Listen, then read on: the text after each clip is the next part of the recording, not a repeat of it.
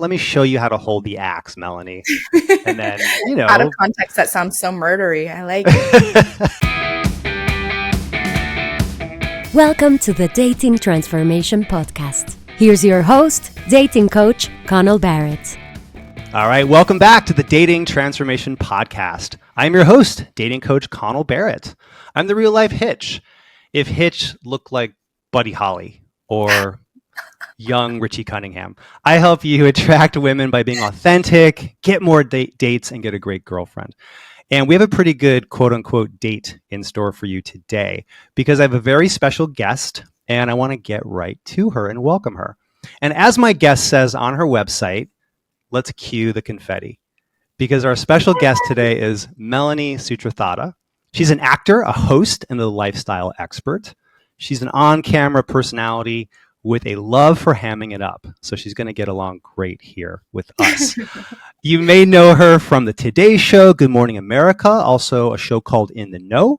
And when she's not on camera, Melanie can be found planning her next trip or binge watching The Office. We have to talk about that.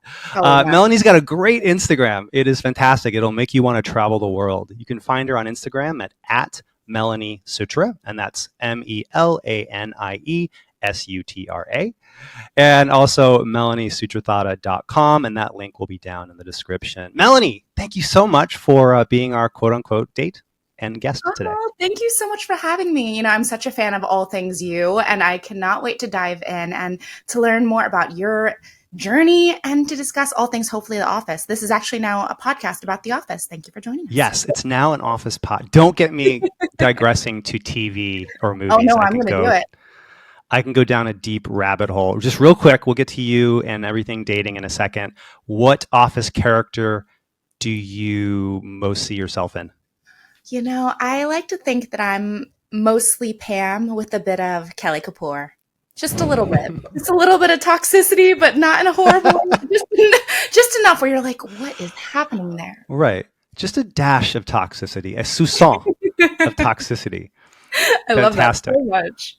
I am 100% Creed.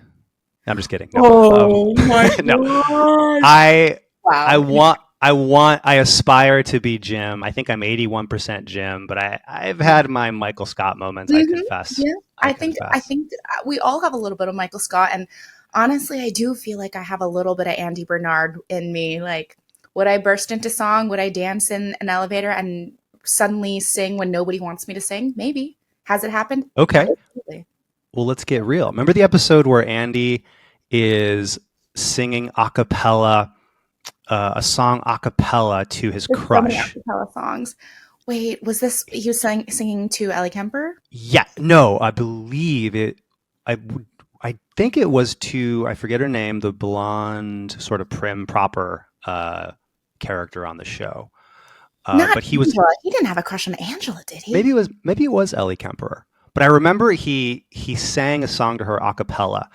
I forget the song, but it was very cheesy, but it was very effective. It worked. I guess my question for you is, if a guy in the right context, maybe it's karaoke night, or maybe it's a bar, a lounge. If a guy walked up to you and he just started singing a song karaoke style, would you find that charming or very strange and weird? I am probably not the right person to ask because I grew up doing musical theater. So it is pretty common to meet people and have them burst out into song, and then you all join into song. That being said, if they're a good singer, I'm in. I guess my standards are a little lower than I expected, but I'm down. If you're willing to be brave enough to do something that may just have you looking like a fool, I'm in. I think that's so charming and so funny. And at the very least, if it's terrible, we'll have a good story later on. Absolutely. By the way, I'm a musical theater nerd as well. Oh, I love it. Without the talent, but all the passion. I do musical improv actually here in New York at the Magnet Theater and other places. So Connell, have you serenaded someone on a whim? Absolutely. Not only have I done that, but one of the techniques I do with my guys when I take them out on the town in New York as their wingman, one of my favorite openers to do is to have my client, this actually happened with one of my first clients, a guy named Ken. We were in a bar in New York City called the Brass Monkey. And down in the meatpacking district, and we were in the second floor, and I said, okay, look around this room, Ken. What woman here is most your type? And he pointed to a woman and said, oh my gosh, she's so cute. She's totally my type. And I said, what's your favorite karaoke song? And he said, Purple Rain. So I said, here's your opener. Walk over to her, sing the first 2 lines to Purple Rain. So he walks over and he just belts out, never meant to cause you any sorrow, and just went right into it. And it went great. She was laughing. She was loving it. And they started singing it together. So I love this. The karaoke opener. Ooh, I have never heard of anyone doing something like that, but I'm in. I love it. I think regardless of whether or not it goes well, it's so funny and so different. And at the very least, you would both have a story to walk away with, which is, I think, primarily what dating is about, just having a story to walk away with. Absolutely. And just shooting your shot and having fun with it and not taking it too personally. Exactly. 100%. Okay. There's something I want to quote of yours. You write this on your most recent Instagram post. Oh no. Quoting you. I know. I have a whole file on you. No, you write in a post, I want to be rich in memories and experiences. And then you superimpose that with your wonderful reel images of you on the beach, dancing, eating empanadas. I think this was in Cartagena. Mm-hmm. Essentially, your message here is life for you, at least part of life, is all about making life richer through just rich experiences. I'm gonna read your mind. Ready? I'll bet that you would love to confidently approach women, get great matches on the dating apps, flirt with charm, and attract your dream girlfriend. Right? But fear keeps you from approaching. You're not sure how to flirt. You struggle on the apps, and desirable women just don't seem into you. Well, I have great news. Dating coach Connell Barrett can help. He's guided thousands of men like you to more confidence and helped them attract their dream girlfriends. So book a free strategy call today to see if Connell's coaching is right for you. On your call, Connell or a team member will give you personalized advice to help you have more confidence, more dates, and more fun. Oh, and you'll be dating women as your best self, a charming gentleman. That's because Connell does not teach creepy pickup artist tricks. He unlocks your most confident self, so you can make authentic, romantic connections. Your next steps? Book your free call today at datingtransformation.com/contact and grab a time that works for you. Then you'll be on your way to more confidence, better results, and attracting bright, beautiful women. Oh, so you know, soon Connell will stop taking on new clients, so book a call today while you still can. Go to datingtransformation.com/contact and transform your love life. Bye. Am I reading that right? Can you elaborate on why that's important to you? Absolutely. You know, I think money will come and go.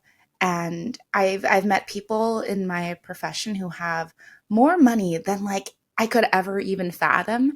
And sometimes those people are the unhappiest. I think really life is about doing the things that you've always wanted to do, whether that's, you know, shooting your shot or going to another country or quitting your job. I think I would rather have those memories than money any day. And I think really money will come and go. I think you have to do the things that you think you can't do and dive right in, because tomorrow really isn't promised to anyone. Well said. Well said. Some of the best dates I had back in my single days, and I'm in a relationship now, but when I was going on dates and meeting women, it happened at a time in my life when I was beginning to travel a lot and going out into the world and having experiences. And that made the dates, it gave me things to talk about. It gave us both experiences to share. And I go down in the weeds with my clients and the guy who's listening to this podcast about how to talk, how to flirt, how to make moves. All that stuff is great. But arguably, there's nothing more valuable than just having a rich, full life to let a woman into or see a glimpse of when you first meet, so you can talk about shared experiences. What are your thoughts there? Absolutely. I think it's all about having stories to tell when you're older. I don't want to wake up one day at 80 and be like, oh, I'm so happy I saved all this money for retirement, but now I'm not able to hike Mount Kilimanjaro. Now I'm not able to hop on a plane on a whim. Now I'm not able to do all these things. I think life is meant to be lived right here and right now, not waiting for someday. And that's the thing about someday, right? It's always one day away. It's always in the future. And I think if we don't do these things now, then when will we?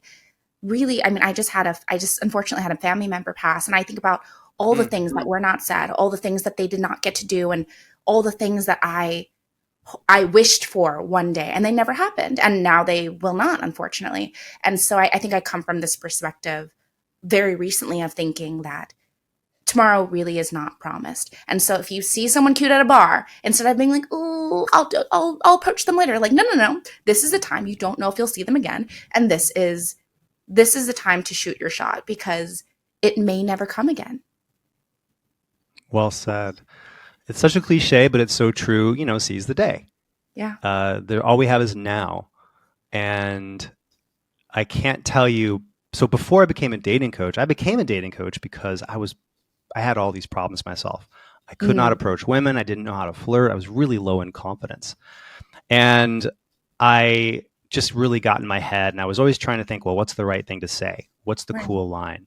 And what I learned, and I'd love to hear your take as a single woman on this, what I learned is the perfect words when you go up to meet somebody or talk to somebody. Look, it's a nice bonus if you say something witty and funny and cool. But what's most important is just committing to it and being yourself and having good intentions, and then the right words will come to you after you relax in a few seconds. Yeah. Yes. Disagree. Agree. Disagree. What's your take on that?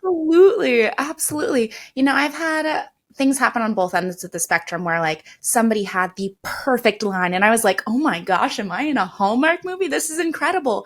But they were not the best person for me. And I've had the opposite happen where people were awkward and they fumbled on that initial approach. And then I found them so incredibly charming and funny and sweet afterwards. It's really not about the right thing to say, because the right person for you will be able to figure it out eventually, And I think if someone were to approach me and I reacted really negatively, then I'm not that person's person, right? I think it's all about really just going in with the best of intentions, and the right person, similar to like friendships as well. The right people will see you and they'll be like, oh my gosh, I don't ever want to let this person go. Well said. Good intentions. And making the interaction, as much as you can, making it about giving her a positive experience. Yes. No matter what else happens. It's like the whole idea of that karaoke opener. It's silly. It's designed to make her smile and laugh. If it quote unquote works as a dating move, great. That's a nice bonus. Go on a date. Go on a karaoke date that night. Let's do it. But at the very least, so many men walk up to women. Well, most men don't. But the few men who do approach women or go talk to them or try to make something happen, it's coming from a lens of, I hope she likes me. I hope that I get what I want. And I want men to say, hey, before you get what you want, why don't you give her a little something? Give her a moment, a compliment, a silly song. Coming from the lens of like handing out, instead of walking around with your hand out, so to speak, walk around handing out 20s. And that feels so much better than if you're going out looking for validation. I love that, Connell. I think that's so valuable and so just wonderful. I really do think you're doing such a service to people, because I think at the end of the day, whether or not you've listened to this podcast and now you're like, I am dating, I am married, I am all the things. I think so much of what you teach is also about how to be a good person and how to be someone who listens to understand versus listen for their opportunity to speak. So I think all these things that you're talking about are really applicable to people in so many different facets of life. Okay, so I know that my listener is dying to hear more about the woman's point of view on dating. Oh, I'm ready. Go. You are. I want you to put on your expert hat. You're a single woman. You are a great catch. I have no doubt. You've been out dating to an extent. I don't know your whole story. First of all, tell us a little bit about your dating history, your dating life, what you like to do. Tell us just a little bit about your personal life, as much as you can share. Oh, of course. course. Thank you so much, Connell. Well, as you said, I'm single as a Pringle. You didn't say single as a Pringle, but I think I heard that through Mindy Kaling once, and I was like, that's a great descriptor, mostly because I am single and I also enjoy Pringles. So here we are. I was in a very long-term relationship that ended a couple years ago, ended very mutually, and still he's one of my closest friends. And I dated someone shortly after that, broke my heart. And so, yeah, but hey, you learn. And so I haven't really dated since, but I think the past few years for me have really been about figuring out what I bring to the table and making sure that I am the kind of person that I would want to date. So things about me, like I love adventure. One of my favorite things to do is like paddleboard, and I love to like go into break rooms and literally destroy shit with a sledgehammer. I love things like that. I grew up playing sports. I think I've been to like some 40 countries, and those are things that when I was dating someone, they weren't necessarily interested in these same things that get me so excited. And so I've been learning in the past few years of like, what makes me me? What do I need? What am I interested in? And I have been single intentionally, and it's been really wonderful, actually. That I feel like that might change in the near future. But I'm in a place right now where I love where I'm at, and I really love who I am and the people I'm surrounded with. So could not be happier. But I think if I met someone who just complimented me so well, not compliment with like an I, but E, like complimenting our lifestyles go well together. I think, sometimes you find your people, whether it's a friend or a significant other, I think sometimes you find them when you are the happiest with yourself. Assuming you were clicking with a guy or you were interested in a guy, what would be a really fun first date idea that you would enjoy doing with him? That's a great question, though.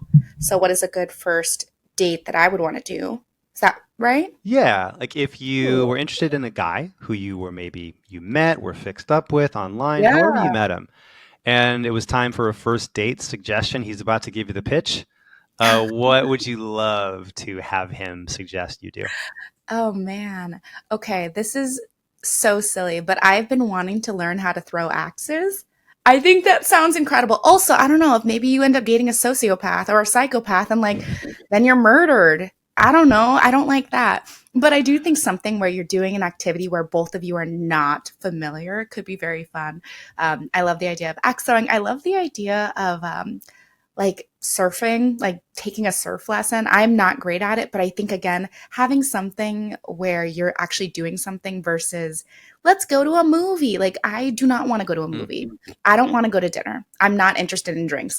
But that's also who I am. Like I am someone who's very active. So I want to go on a run on the Hudson and then go and get milkshakes or, things that are very active. So I think it's really important for that first date. If you are someone who likes a very specific lifestyle, then that would be amazing. For me, if someone went, Melanie, I think you are so fun. I heard that you like things a little offbeat. Do you want to go to medieval times with me in New Jersey? Oh my gosh, that is my dream. Someone take me to medieval times where I can wear a paper crown and cheer on some jousting knights with a turkey leg in my hand. That would be the dream date. That sounds fantastic. It'd be incredible. Just like in Cable Guy. I think they go to medieval times. That's what I want. That would be yeah. So an activity date, basically. Something besides let's do drinks. Yeah. Nothing against having drinks. I think one of the things that happens when you're getting drinks also is you're sitting, typically when you're at like dinner or something like that, you're sitting across from someone. So when the date comes to an end, you have had very little physical contact with them. So going in for a first kiss is so uncomfortable and awkward because you've literally been 4 or 5 feet away versus if you're with someone at, I don't know, axe throwing. There's the moments in between of like, oh, maybe this person is better than you at this thing. So then they could put their arms around you and try to help you focus. Or maybe it's like, oh man, you were incredible. And it's like a touch on the arm. I think these types of activities offer more in terms of actual physical contact. And I think they are something that you really bond with. So regardless of whether the date goes well or not, you're going to remember that date at medieval times versus, cocktails after work. Absolutely. That's a great tip you just shared about how an activity date can have some incidental totally normal physical touch that's not creepy or weird, as opposed to a potentially weird, awkward move on a first date. I tell my guys the best way to not be creepy in touching is to have a reason to do it. Like, oh, here, you know what? Let me show you how to hold the axe, Melanie. And then, Out of context, that sounds so murdery. I like it. Don't like it. I don't, everyone. That's not what we're going for. Out of context quotes. But here's how you hold the axe. And then he, in a G-rated fashion, maybe touches your elbow or hand, as opposed to a first date where it's like time to execute touching move that some pickup artist said to do. That is creepy AF. It is, and it's never going to be easier. I think really it's all about rejection, ghosting, loneliness, lack of dates, and lack of confidence. For many men, dating just sucks. But it doesn't have to. There's a simple yet powerful way to gain instant confidence and attract a great girlfriend. Be radically authentic. It's all laid out in the #1 Amazon best-selling book, Dating Sucks, But You Don't. Your step-by-step guide to attracting wonderful women and doing it with total authenticity. Author and dating coach Connell Barrett has had and fixed all the dating problems that you struggle with. He's also helped thousands of men gain confidence and find love. He's put his best tips and strategies into Dating Sucks But You Don't, so that you can confidently approach women and get dates. Become magnetic and attractive, even if you're not tall or great looking. Always know what to say to make sparks fly. Get lots of great matches and dates on the dating apps and attract your dream woman. You can find Dating Sucks But You Don't on Amazon or wherever books are sold, in paperback, Kindle, and audiobook. Get Dating Sucks But You Don't today to transform your confidence and find your dream girl. What I've been trying to do is go on dates where I would want to do these things anyway. So it's kind of like you're checking off your bucket list, right? So you're whether or not you're excited about the person, hopefully you are, but whether or not you are, you're like, oh, you know what I'm going to do tonight? I'm going to go to medieval times. You're like, oh, I'm going to go paddleboarding on the lake. Like, that's incredible. I think finding ways to be excited versus like, oh man, it's like my 15th hinge date of the month. We're doing the same thing. Like, I hope they like me. There's no excitement in that. It's very difficult to generate excitement that's sort of like artificially when you feel like you've been going through the motions. If every date is different, then every date gets to be fun and a new adventure. And back to your earlier point, what I mentioned from your Instagram, have activities that are new, rich experiences. Yeah. Worst case scenario, if you two don't hit it off, you can talk about, now you've got axe throwing photos for your profile. Or maybe you have your new favorite hobby. Oh, I love that. I love that so much. I think dating is just a part of life. And we want to make sure that, that dating doesn't feel like a drudgery, because I know it can be. If you're really set on finding your partner in 2024 and you know that you're going on like 50 dates in a year, that is exhausting. And I think that if you're going on 50 dates a year and you're just kind of going through the motions, then you're not going to bring your best self to the table. And also, I think it really puts a sense of dread on all of these dates. If you can make it fun every time, then every time is different and a story and an experience that you're going to talk about one day. Okay, you just made me think of a fun question. So imagine a guy who's not going on 50 dates a year. Maybe he hasn't had a date in a while. It's been months. A little bit of a slump. Great guy, he's been in a slump. And then all of a sudden, he's got a first date with somebody like you. Okay? Oh man, love this. Intelligent, traveled, great style, attractive inside and out, basically a great catch. He is nervous. He's going to be nervous, I think. Any advice for this kind of man who's getting back in the game after a little bit of a slump when he meets somebody like you? How can he relax? How can he have a good chance at a good date with you? Well, first, Connell, that was so incredibly kind. Thank you. You just made my whole day. I think one of the best things you can do. I'm just trying to have you not axe murder me. That's why I said it. I mean, who knows? You would end up on a Netflix documentary one day, and that could be fun. Hey, Finally, I'm famous, just trying to help you out. Uh, posthumously famous without a head. That's me. you do what you got to do out here, you know? No press is bad press. You got murdered. It happens. True crime. There we go. I mean, well, thank you again so much. That's so You're incredibly welcome. kind of you. I think being really honest and open is the way to my heart personally. If you go, Mel, oh my gosh, you are beautiful and you're so funny and this is my first date in a while. I'm sorry if I'm going to be awkward. If you are honest with me, oh my gosh, suddenly you feel so human to me. Suddenly I'm not afraid to be like, okay, well, Connell, oh my gosh, this is my first date in a while and I'm so scared. So we're in this together. I think being really honest and open from the jump and saying like, this is my first date in a while makes it really breaks that barrier down. And then every conversation after that can be really silly because you already have something in common, A, and then B, you've shown that you're not afraid to be vulnerable. And I think that's the thing. A lot of times people go into dates wanting to be the best version of themselves and they want to say what everybody wants them to say and they want to show this image because they think that this is what a woman wants. And really, I know for me, I'm looking for my best friend. I'm looking for someone who is going to be funny and make me laugh and get all my silly quirky talks about true crime and someone I'm going to be able to really talk with. Being charming and funny and confident, of course, that's something that I'm really attracted to. But when you're with someone long term, you want to be able to see all these different facets of them and how do they react when they are uncomfortable? Are they someone who is really forthcoming or are they someone who really tries to hide and put on a mask? I'm not interested in the latter, you know. I don't need artificial, I call them brunch people, like people you'd go to brunch with. I already have friends. I'm good. I want to know like what makes you really excited, what makes you really happy, what makes you nervous. So being open and honest and vulnerable from the jump is for me is already going to put you like 50 points ahead of anyone else. Well said. I'm so glad you said that. I just love hearing from a woman's point of view. One Yeah. of the things I teach my clients, and my guys come to me because they haven't had a date or a good date in a long time. Yeah.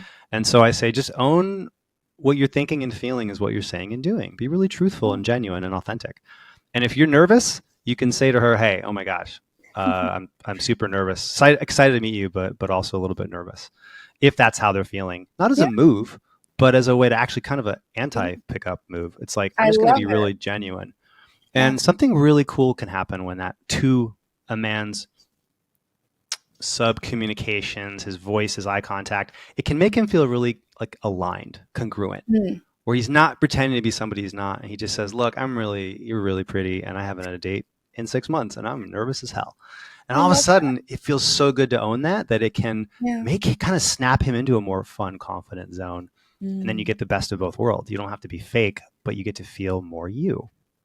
Yeah, I love that. I think so much of it is trusting that what you bring to the table is enough, that you don't have to put on a front or research pickup lines or try to be really confident when you're not. I think if someone said to me, I am so nervous, I think I would be so charmed. I would be so, I think that would really allow me to drop my guard as well and share how I'm feeling. And also, then we're going into this thing together. It's not, okay, there's this version of me trying to meet this version of him. And are we going to get along? I don't know. Are they going to think that I'm, maybe they saw me on Hinge and they're like, oh my gosh, she was way prettier online versus in person.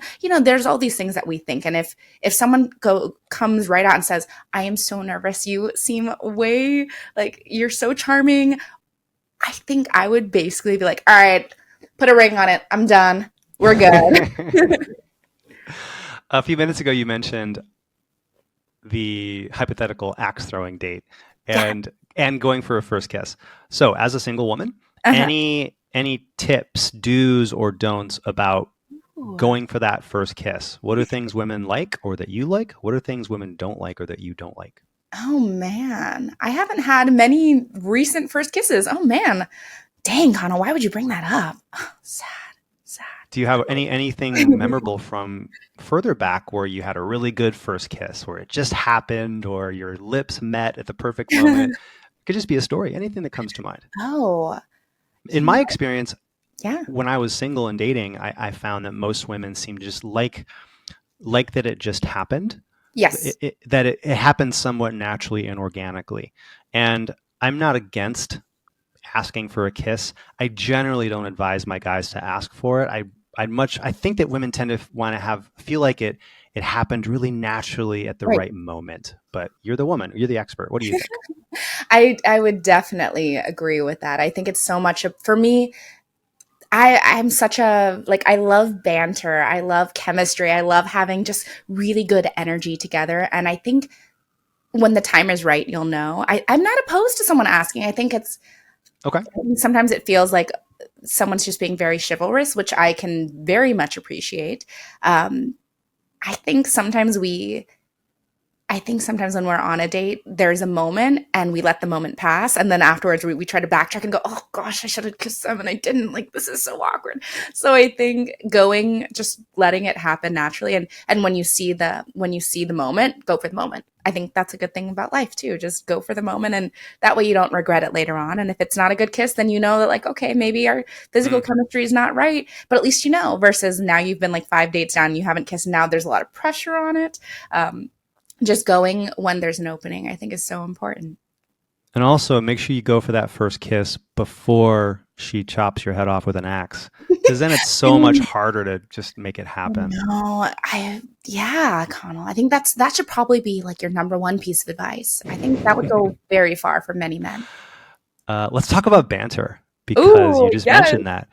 You and I have something in common, although you're actually a professional. I'm a fun amateur. No, Improv.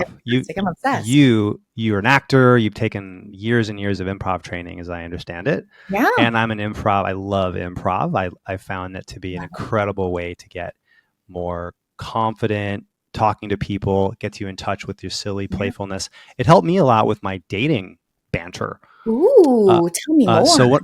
Well, I found the idea of yes and agreeing with your scene partner. All the concepts that are so great in improv can absolutely help, especially like an introverted, less verbally confident man on a date, because he can learn the art of connecting with people and being playful and yes-anding yourself. We don't need to go down a rabbit hole of nerdy improv, although I can. No, I love it. We'll do that on our office podcast. Great. But in terms of banter in your dating history, what kind of what's your definition of good banter? Any tips or any things that you've really enjoyed from men you've met? Oh, yes. I think to be someone who's good at banter, you have to really be someone who listens. I think. I'm sorry, what? I didn't catch that. Connell! I'm sorry, who is this again? Oh, Melanie, yeah. I'm so over this. And scene. Okay. But please proceed. Now you're getting the axe. Regret. Okay. The moment. I think you really do have to be someone who listens, because I think a lot of people are not used to actually having someone listen. Everyone's just waiting for their turn to talk. And I think that can happen a lot in dates, especially if you've been on quite a few. So I try to really stay away from those conversations of like, I mean, obviously you do want to know this, but oh, hi, I'm Melanie. Like, what do you do for work? Oh, finance. How long have you been doing that? Oh, okay. Do you like it? These kind of conversations do nothing for us. And of course it is important to know like actual facts about this person's life. But when it comes to banter, I think these little stories that we tell, like, now you know that I love medieval times, you know that I love true crime. I think those little nuggets that you can run away with are where banter gets really fun, because then you think, oh man, like there were so many things to say. I cannot wait. The thing about dating someone long term is that eventually you don't run out of things to say by any means. But there will be days where the conversation revolves around, oh my gosh, did you watch The Golden Bachelor? What do you think about Gary? Oh, he's so charming. Can you fall in love after XYZ day? I think you want to find someone whose conversation style is really compatible with yours. Like, I love telling stories. I go on tangents all the time. How dare you nod right now, Connell? How dare you? I will fight you, sir. I'm just yes-anding you. You are. But I think banter is all about having stories and finding different things and genuinely asking questions about the things that you're interested in. Because if you're really interested in The Golden Bachelor and trashy reality TV, then, oh my gosh, we have a whole nother topic to talk about. Maybe you're like, oh, she loves medieval times. Have you ever gone to a Renaissance fair? Oh my gosh, I love Ren fairs. Like, there are so many ways to continue the conversation that still feel really organic. So I think it really goes back to that yes and of like, oh my gosh, I'm hearing you, and here's a little tidbit that I think you would find valuable. I love things like that, and I think it really enhances the date. And you and I have actually been doing something in this conversation naturally, because I think we're both naturally bantery people, is we're bouncing around from multiple topics and going back to old topics. Yes. Axe murder jokes, Oh, true crime, man. Office. So but, good. But we're back to the main point here of, hey, this is Melanie's day to share some wisdom on a podcast, but we bounce around. Similarly, on a date, I tell my guys, I say, look, the date's about you and her hopefully connecting and getting to know each other. But it's totally fine to sort of like you're in bumper cars together, moving around to different topics. And that can feel really good because our brain likes that variety where it's Office, axe murder, Renaissance fair, but then back to sort of the main point. Does that make sense? It absolutely makes sense. And also, I think what it does is it leaves room for a follow-up. So if you and I were on a date, obviously we're not, because you're taken and no, but if we were on a first date, after the date, I might text you and go, okay, I just watched The Office, the episode where Andy does Sweeney Todd, and I thought of you. We need to go and there's this karaoke place or this trivia place nearby that does The Office nights. Do you want to go? It leaves room for like fun little tidbits and follow up. And I think that's so important because it shows that you were listening, and B, it shows that we are compatible. And I think that's what we're looking for. Yeah, exactly. So my girlfriend, Jess, she actually texted me before our first date. We texted 100 times before we actually met. Love this. And she texted, and I quote, I was so happy to see this, I'm really liking our banter. Because we had this great, fun banter. And so I just want to be clear to my listener, banter is a great bonus. It's a great addition. It's not required. You don't have to be some improv comedian master communicator, but it is good to learn the art of like light, playful conversation about various topics as you get to know each other. That's how I define banter. It doesn't have to be incredible comedy like you and I are doing right now. Comedy. If I may say so. Oh, it's so good. And I do think, that so much of good banter, though, is being someone who knows what you like. Like, I could never date someone who really was not interested in anything culturally or did not want to travel. And so if you're the thing is you have to be single and have time to develop your own interests. And so I think for these amazing men listening to this podcast with you, Connell, I think it's okay to be single. It is okay to have time for yourself and go, okay, I'm not really sure what I'm looking for right now. And like, oh, maybe I spent 6 months on a farm in Laos, or maybe I spent a year learning another language, or maybe, I don't know, you learned how to be really good at solitaire. Okay, great. Then that's something we can talk about, because why? I don't understand. Why are you interested in solitaire? I have questions. It's okay to use this time for yourself and not feel like you have to be dating if you don't want to. Well said. Okay. In our last 5 or 6 minutes, do you have another 5-6 minutes? Are you still good to go? Good. Okay. I want to let you go back to planning your next murder spree. So I want to be respectful of your time. There's so many documentaries right now. My head is not in a good place. I know. There's so much true crime out there. There is so much true crime. It's hard to turn it off once it turns really on. Is.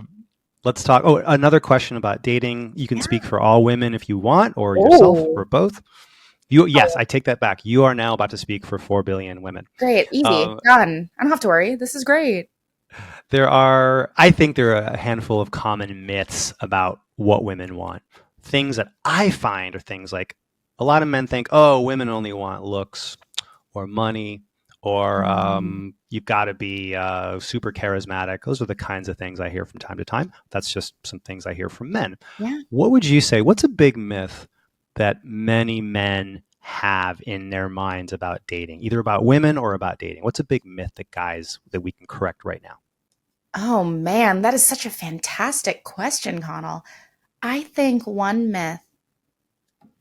Oh man, I'm like, there's so many things popping in my mind.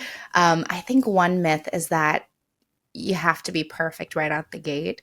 I think men are like, oh, like all these women have checklists. Like I don't meet the checklist. And realistically, when the right person comes along, I mean, the last person I dated had nothing on the checklist. I did have a checklist. I still do have a checklist. But I think when you meet the right person, it doesn't matter. If you guys make sense together, then the rest will be figured out, you know? What is your checklist, or what's on your checklist? Ooh. Well, number one, just be Michael B. Jordan. I am obsessed. Literally, my whole life just falls apart when I think about Michael B. Jordan, as evidenced by me knocking over my gear. Okay, You cool. heard it from Melanie, Oh, sir, at home listening to this. If you're Michael B. Jordan, you too can have an amazing dating life. please, please. My checklist, someone has to. I think the big thing for me is I have to feel really taken care of. I need someone who, not financially or anything, but I need someone who, when I get home from the airport and it's 2 a.m. and I've been gone for a month, I want someone who like leaves out my pajamas or like writes a cute little note or stays up to make sure that I get home safe. That's something that's really important to me. That is really cute.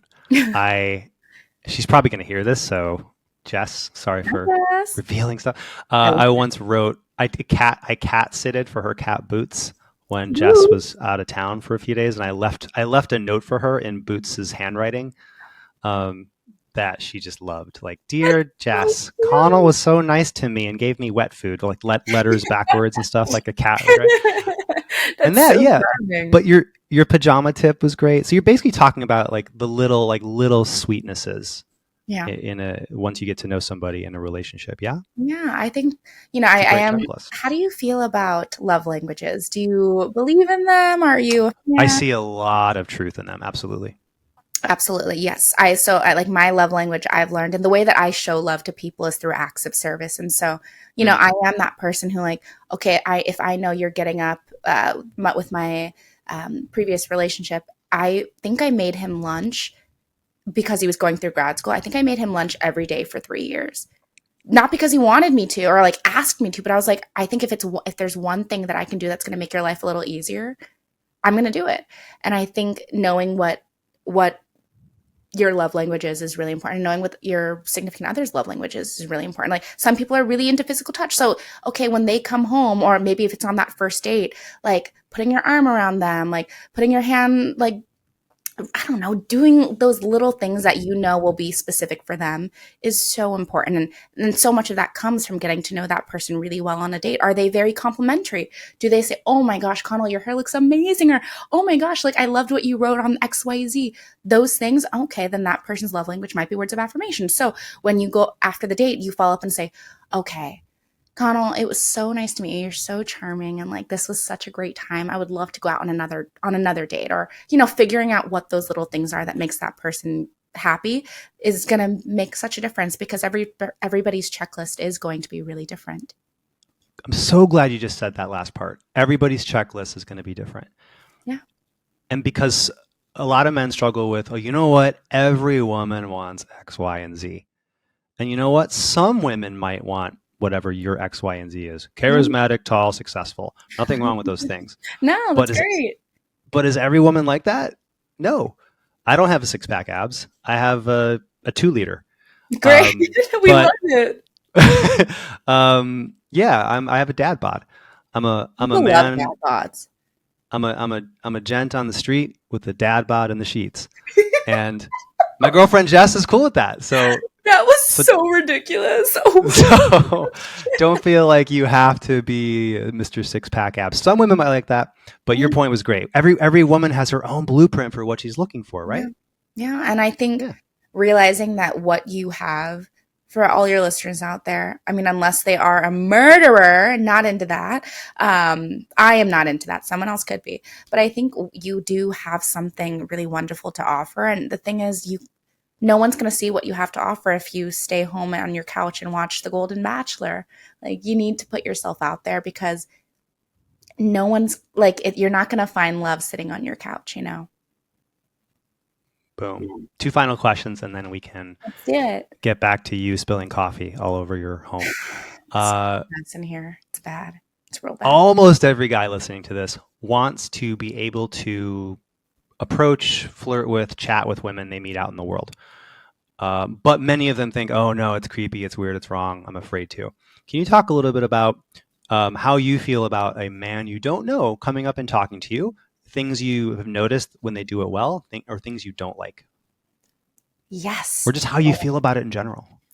So one thing that's on my checklist is on the list is that I will never approach anyone, because one of the things that I really need is, so in my job, I'm an actor and I'm a host. In my job, I am around really beautiful, talented, wonderful men and women all day long. And so I need someone who is going to be really confident, who is not going to be jealous or feel some type of way about that. So I need someone who's going to take the initiative. And that is, so I will never approach, because if you're not willing to approach me, then you're probably not someone who takes the initiative in the way that I like. Again, everybody's list is different. So I've been approached a fair amount of times. And I think the best way to do it is really finding something in the environment to talk about, or like, oh my gosh, this bar is so fun. I noticed you've been watching soccer. Are you a big fan? Something so simple. Or saying like, oh man, what are you drinking? That looks horrible. I'd be like, okay, that's so funny. And also it does taste horrible. So here we have something to talk about, you know? I think you don't have to overthink it. I know it's really not a fair thing to put on men. And of course, there are women who love to be the first to approach. Again, it's not something that I like to do, simply because I know it's something that's really important to me for someone to take that initiative. But I think just going for it is so important. And if it doesn't happen, like if it doesn't work out, okay, well, that's fine. At least you tried. And then that gives you the confidence to go and approach someone else who you think is intriguing or funny. And it can feel good. As I can tell you as a man, it can feel good to go for it. Obviously, if somebody like you, likes me, wants to go on a date with me, oh my gosh, that'll change your life. But even if you say, hey, thanks, but no thanks, I'm in a relationship, or I'll pass, even that can feel really good for just taking a swing at the plate. So I tell my guys, approach an attractive woman, to do it with good intentions, and it's a guaranteed win, because either you get a date or you get to put another brick in the cathedral of your character as an authentic man. And that's also a win. Oh, the cathedral of your character. Connell, that was incredible. I've said it before, but it sounded improvised, didn't it? It did sound improvised. I was like, ooh, cathedral of your character. Yeah. I think you just got to go for it. I know it's really hard, because nobody wants to be rejected. I understand that. And that's not fun. But you can't win the lottery if you don't buy a ticket. And sometimes approaching someone at a bar or approaching someone on the subway, that's you buying a ticket. And every no gets you closer to that yes. Maybe you approach 10 women and all the women are incredible and they think you're so funny and charming, but they're in a relationship. That's not on you. And so then that 11th time you meet someone and you're like, oh my gosh, this is incredible. Had you not gone and really put that confidence into full gear on those other 10 women, you never would have taken the initiative to meet that 11th. And, every no will get you closer to that yes. You have to just do it. I know it's scary, but I think finding someone who is incredible and makes your life better is so, so worth it. You are the wisest axe murderer I've ever talked to. That is on my dating profile. So thank you so much, Connell. Cathedrals being built. Wow. Last question. Since you're an actor, I've got to ask you. My guilty pleasure is rom-coms. I love rom-coms. Good, bad, I don't care. No, there are no bad. They're all good. They all have such different plots. My girlfriend and I were watching High School Musical recently, and we just couldn't get enough. Do you have a favorite rom-com? Oh. Okay, so, I really love Maid of Honor, spelled Made with Patrick Dempsey. J-Lo? No, it's no. Thinking of Wedding Planner. Yeah. Oh, I also love Wedding Planner. The plot is askew, but I don't care. It's fantastic. Anything with J-Lo, really. Wedding Planners is definitely fantastic. Made in Manhattan, also great. So I think that might be the one you're thinking of. But I love, love. Also, I actually love Hitch. So this is perfect. I was very excited when you asked me to come on here. There's just so many good ones. Oh, I forgot. The Princess Switch series on Netflix. Oh, I don't know that. The Princess Switch. Okay. It is so absurd. It's Vanessa Hudgens, and she is a princess who doesn't really want to be a princess, and then she runs into this baker named Stacy who looks exactly like her. And then they decide to switch places, as one does. It's incredible. I can't wait. That's on the list. There's so I have a many theory. So a lot of guys get bad advice out there, like be sexual, Ew. do the pickup stuff. And I'm No. like, you know what? I think women want to meet the guy in a Lifetime rom-com. Yes. Yes. He's a little cheesy. Mhm. He's maybe even a little grumpy, but what I mean is he's authentic. He's genuine. He's a little cheesy, and he does flirt, but it's very G-rated. It's Lifetime. It's so. And so I tell guys, don't be Cinemax, be Lifetime. be the guy in the Lifetime rom-com, at least for the first couple dates, and then things can progress. So much. Exactly. I want to meet someone.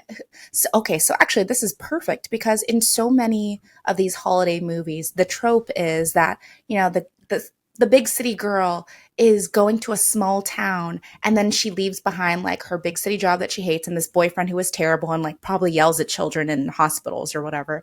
And so the person she falls for is the person who, is running like the Christmas tree lot, or cares about family and is home visiting to take care of his grandma, or the person who, is helping somebody cross the road. I think really what we're looking for is someone who, when it's stripped down, they're just a really good person. I mean, not that the big city person who yells at children couldn't be good. There might be something redeeming about that. I don't know, to each their own. But we're all looking for someone who just makes us feel seen and like there could be possibility. Well said. All right, check out this transition. Speaking of seeing, Melanie, how can people see more of you? Haha, pretty smooth, right? Fancy. Can you tell us about your hosting career, or how people can see and hear more from you out in the world? Absolutely. Well, thank you so much for that, Connell. I'm so excited. I truly am so excited for all your listeners, because you are incredible. I mean, I guess you're okay. I take that back. You're all right. You and your 2-liter. One of the the best way to see me, to follow along on like my day-to-day, is on Instagram at Melanie Sutra. I also have a website where you can see lots of my hosting work. I've done a lot of regional and national television, and I'm so excited. Once the SAG-AFTRA strike is over, you can see me on a few other projects that I've been working on over the past year that I'm incredibly excited about. So make sure to follow along. I think Instagram is the best way, and then I'll link to all the fun things. But I just wanted to really thank you. This has been so lovely, and I'm so grateful that your men have such a fantastic resource. I know dating is hard, and I think having someone like you at the helm, where you truly want to see people succeed, is so, so valuable, truly invaluable. Thank you so much, Melanie. Follow Melanie Sutrathada on Instagram at Melanie, and then it's Sutra. Also, MelanieSutrathada.com. By the way, your Instagram is so colorful and vibrant. It cured my color blindness today. It's like so awesome. All of a sudden I can see the colors of the world. Thank you for fixing my rods and cones. It's incredible. Enjoy. Thank you, Melanie. You're the best. And thank you for listening. And remember, your dream relationship, she's already out there and she already likes you. She just has to meet the real, authentic you. Till next time.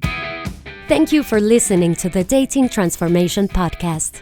For lots of free tips, videos, and other goodies, go to datingtransformation.com. See you next time. Produced by Heartcast Media.